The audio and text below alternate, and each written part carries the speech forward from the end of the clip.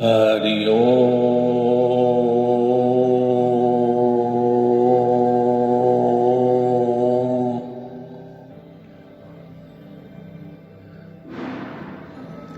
सांसारिक जीवन में वृद्धि के लिए हम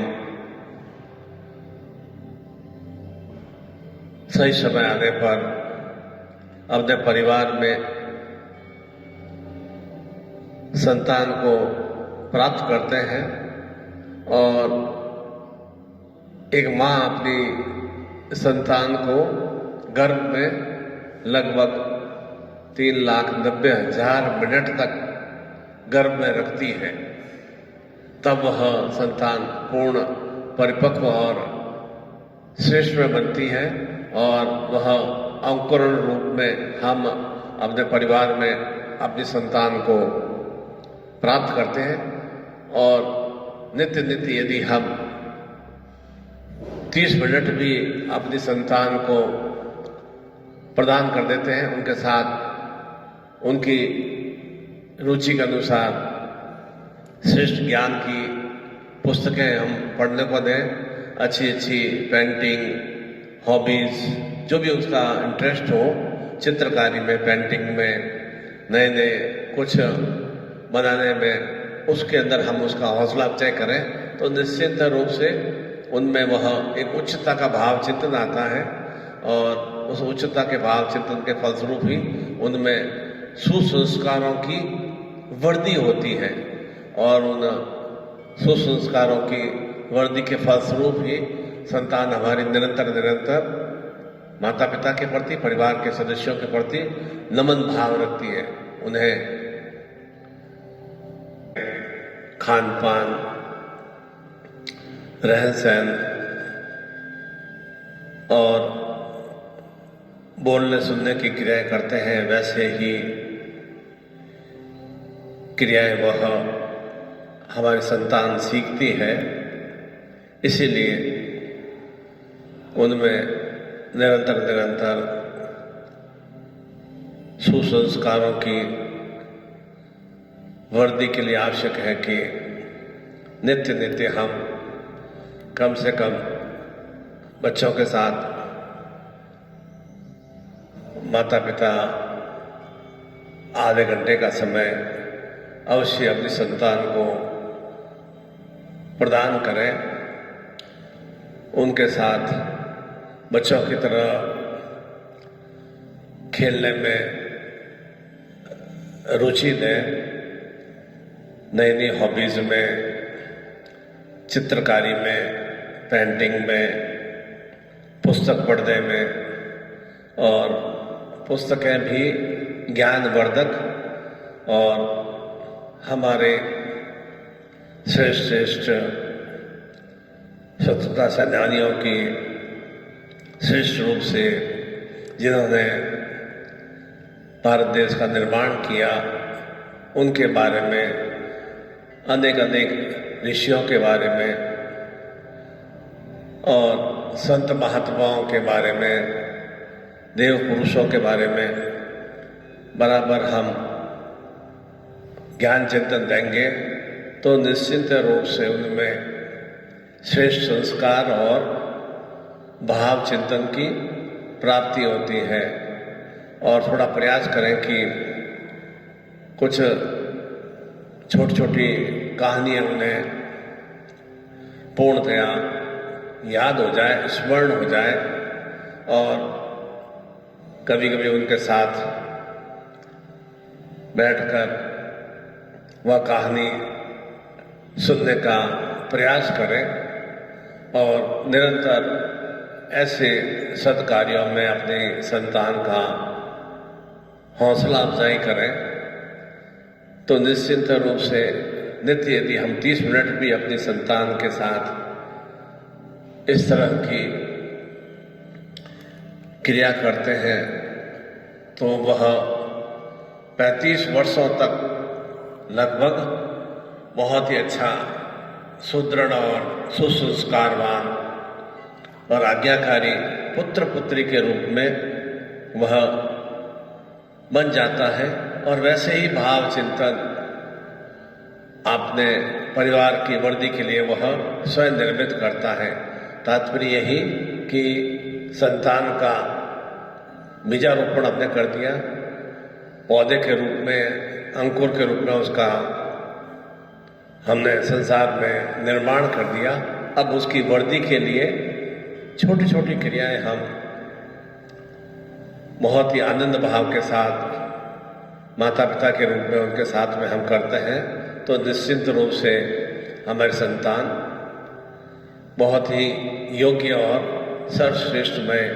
देव शक्तियों में और वीर योद्धा में निर्मित होती ही है। हम सभी चाहते हैं कि हमारे संतान राजा की तरह रहे, राजा की तरह बने। निश्चित रूप से सबकी भावना चिंतनीय रहती है और तो उसके लिए आवश्यक है कि जो भी राजा में गुण और क्वालिटी होते हैं, वे क्वालिटी और गुण हमारे संतान में भी उत्पन्न होना आवश्यक है। चाहे वह अस्त्र शस्त्र विद्या में हो या वाक चातुर्यता में हो, और शासन करने के लिए उसके पास में जो एक ज्ञान बुद्धि होनी चाहिए, वह ज्ञान बुद्धि का विस्तार हो और हर तरह के समस्याओं बाधाओं को वह सुलझा सके। उसके अंदर इतना आत्मशक्ति का हम विस्तार देते हैं, तो निरंतर निरंतर निश्चित रूप से हमारा जो भी संतान है वह राजकुमार या राजकुमारी से निश्चित रूप से रहस्यमय स्थितियों को प्राप्त कर सकता है। और साथ ही साथ निरंतर निरंतर संतान को माता पिता के चरण स्पर्श के लिए, भगवान के प्रति नमन भाव के लिए कुछ छोटे छोटे लघु मंत्रों 11 बार 21 बार उसे मंत्र जाप कराएं, दीपक धूपबत्ती उससे प्रज्वलित कराएं और निरंतर निरंतर कुछ न कुछ विशेष रूप से निखिल स्तंभ का, गुरु गीता का या और भी अनेक अनेक श्रेष्ठ मंत्र हैं, वे सब क्रियाएं हम उनके साथ में बैठकर करते हैं, तो निश्चित रूप से वे भी वैसी ही भावना चिंतन आत्मसात करते हैं जैसी हम निरंतर अपने सांसारिक जीवन में, परिवार में करते हैं। तो निश्चित रूप से हमारी संतान सुयोग्य और सर्वश्रेष्ठ में निर्मित होती ही है। जिस तरह से करमचंद गांधी ने अपने पुत्र मोहनदास जी को, महात्मा गांधी को किस तरह से योग्य और श्रेष्ठ बनाया, दामोदर दास जी ने नरेंद्र मोदी जी को किस तरह से श्रेष्ठ बनाया, कृष्ण बिहारी जी ने अटल बिहारी वाजपेयी को किस तरह से सर्वश्रेष्ठ में बनाया, तो निश्चित रूप से उनके सुसंस्कारों के प्रभाव के फलस्वरूप ही इतने महान महान व्यक्तित्व को प्राप्त हुए हैं। हम भी अपने भीतर में सुसंस्कारों को आत्मसात करें और उन सुसंस्कारों को आत्मसात करने के लिए आवश्यक है कि यह वसंत पंचमी, सरस्वती दिवस, सम्मोहन शक्ति का पर्व, कृष्ण में चैतन्यता का पर्व, वाग देवी का पर्व को हम पूर्णतया चिंतन भाव से, साधना पूजा के माध्यम से और शक्तिपात दीक्षा के माध्यम से हम आत्मसात करें और अपनी संतान को भी इसी तरह की सरस्वती चेतना से, वाग देवी की चेतना से हम उन्हें ऊर्जा से युक्त करते हैं, तो निश्चित रूप से हमारी संतान हर रूप में सर्वश्रेष्ठ में बन सकेगी। और फिर हमारी संतान का ध्यान चिंतन अर्नगल क्रियाओं की ओर ज़्यादा, जैसा भी आप सब जानते हैं कि कितना मोबाइल में चैटिंग होता है या लैपटॉप में या कंप्यूटर में, तो उनसे वे धीरे धीरे दूरी बना लेंगे और जितना उनका उपयोगी होगा उतना ही वे उसका प्रयोग में लेंगे। तो निश्चित रूप से परिवार में एक सामंजस्य के भाव चिंतन की वृद्धि होती है, एक परिवार में प्रेम स्नेह आत्मीयता के भाव चिंतन की वृद्धि होती है। हर कार्य के लिए वह अपने माता पिता से सलाह लेगा और माता पिता खुद स्वयं श्रेष्ठ कार्य संपन्न करेंगे, तो उस आज्ञा को वे हमारी संतान अवश्य ही परिपालन करती है। तो आवश्यक है कि पहले स्वयं हम अपने आप को ज्ञान शक्ति से, सुसंस्कारों से युक्त करें और फिर हम जैसा घर में वातावरण हमारी संतान देखेगी तो वैसे ही संतान उनसे ज्ञान प्राप्त करेगी और निश्चित रूप से हमारी संतान हमसे भी ज़्यादा योग्य और सर्वश्रेष्ठ में बन सकेगी। और यही मैं आप सभी से विशेष रूप से साधनात्मक भाव चिंतन से एक निर्देश प्रदान करूंगा कि हमारी संतान को भी हर रूप में सरस्वती की चेतना, वाग देवी की चेतना, ज्ञान शक्ति की चेतना और इसी तरह से उत्तरोत्तर अनेक अनेक कलाओं में हम परिपूर्ण करेंगे साधना के माध्यम से, शक्तिपात दीक्षा के माध्यम से। तो निश्चित रूप से उत्तरोत्तर वे भी देवमय शक्तियों से युक्त, 64 कलाओं शक्तियों से युक्त अवश्य ही निर्मित होंगे। आपने बीज का निर्माण कर दिया, अंकुरण आपके परिवार में आ गया, अब उसके पौधे को किस तरह से आपको चैतन्य करना है, वह सब कुछ एक माता पिता के हाथ में है। और निरंतर उसी तरह से हम उनका पालन पोषण परिपोषण करते रहेंगे तो वह एक बहुत ही मिठासपूर्ण आनंदपूर्ण हमारे लिए वह एक श्रेष्ठमय योग्यमय परिवार में यूनिकमय स्थितियों का विस्तार होगा। और ऐसा ही मैं चाहता हूँ कि हमारी संतान हर रूप में सरस्वती ज्ञान शक्ति से युक्त हो, सुसंस्कारों से युक्त हो। तो निश्चित रूप से जो भी कुसंस्कार वे तो निर्मित ही नहीं होंगे,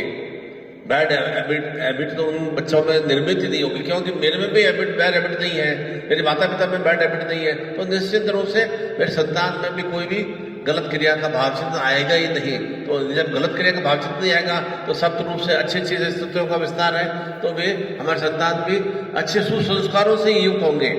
उसके लिए अभी से हमें क्रिया प्रारंभ करनी है और उसी के लिए विशेष रूप से यह वसंत पंचमी का महापर्व अपने संतान को भी शक्तिपात दीक्षा के माध्यम से और विशेष रूप से चैतन्य स्वरूप में लॉकेट के धारण कराने के माध्यम से या हाथ में बांधने के माध्यम से भी आप